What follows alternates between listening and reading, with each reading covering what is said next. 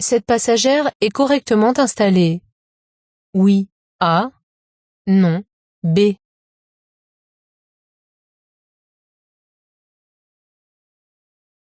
Cette passagère a bien attaché et ajusté sa ceinture de sécurité qui la tient au niveau de l'épaule et des os du bassin. Son appui-tête, avec la partie haute au niveau de la tête, est bien réglé. Cette passagère est correctement installée.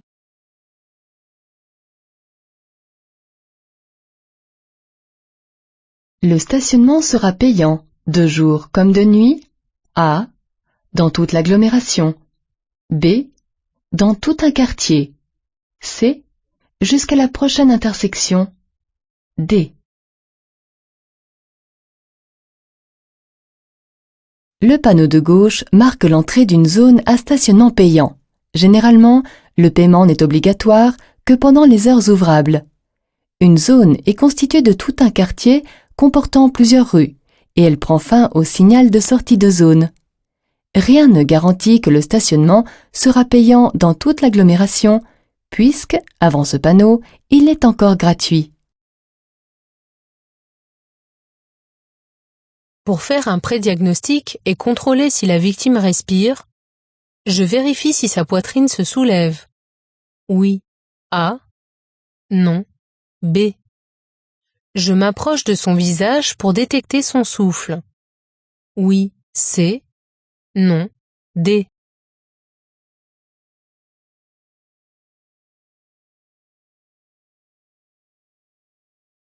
Avant d'appeler les secours, je fais un prédiagnostic de la victime en vérifiant si elle respire et si elle est consciente.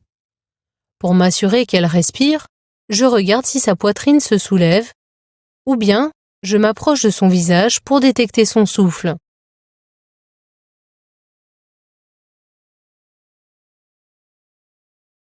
Je peux tourner à gauche. Oui. A. Non. B.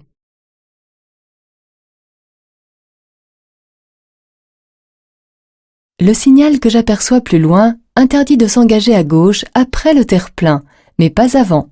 L'orientation des panneaux de direction en face me confirmant que je peux aller à gauche, je tournerai au niveau de la ligne discontinue.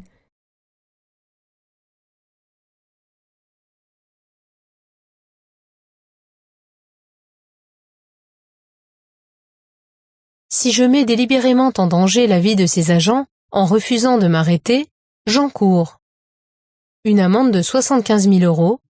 Oui. A. Non. B. Un emprisonnement de 5 ans. Oui. C. Non. D. Le refus d'obtempérer est un délit passible d'une amende de 3 750 € et d'un emprisonnement de 3 mois. Si en tentant de prendre la fuite, je mets délibérément en danger l'agent ou d'autres usagers, la peine est portée à 75 000 € d'amende et 5 ans d'emprisonnement. Suite à ce délit, l'annulation du permis et la confiscation du véhicule peuvent également être prononcées.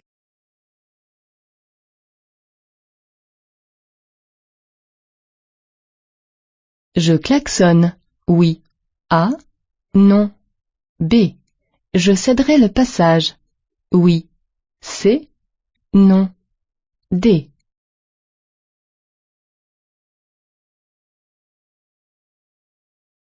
En agglomération, je ne peux klaxonner qu'en cas de danger immédiat. Ici, le piéton ne constitue pas un danger immédiat, car, en raison de sa progression lente, j'ai auparavant eu le temps de l'apercevoir et de ralentir. Je ne dois donc pas klaxonner. Toutefois, je passe au ralenti et je surveille ses mouvements car il ne me voit pas et je vais passer tout près de lui. Abordant une intersection sans signalisation, je céderai le passage à droite. La surconsommation de carburant liée à la climatisation est plus importante. En agglomération, A. Hors agglomération, B.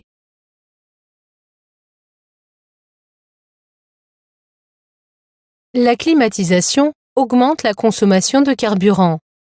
Lorsque l'air conditionné est réglé 5 degrés en dessous de la température extérieure, La surconsommation est d'environ 6% sur route et autoroute, mais elle est de 20% en ville.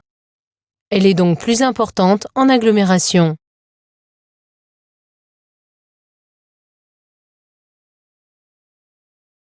J'allume les feux de détresse, oui. A. Non. B.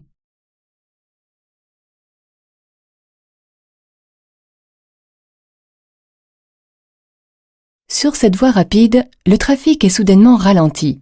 Un regard dans le rétroviseur me permet de remarquer que la circulation était fluide jusqu'alors et que personne ne me suit.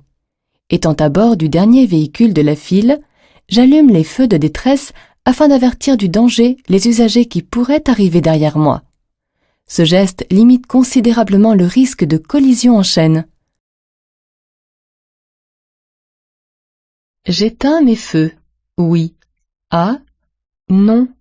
B. Je me rabats à droite, oui. C. Non. D.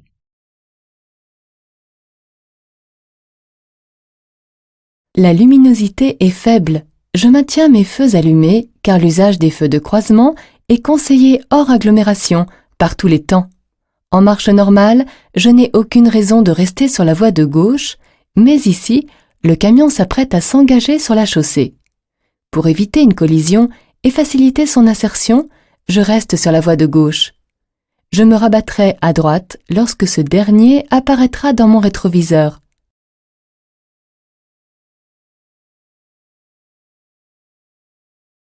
Tenir un téléphone en conduisant perturbe.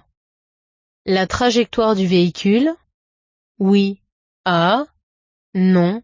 B. La précision des gestes, oui. C. Non. D.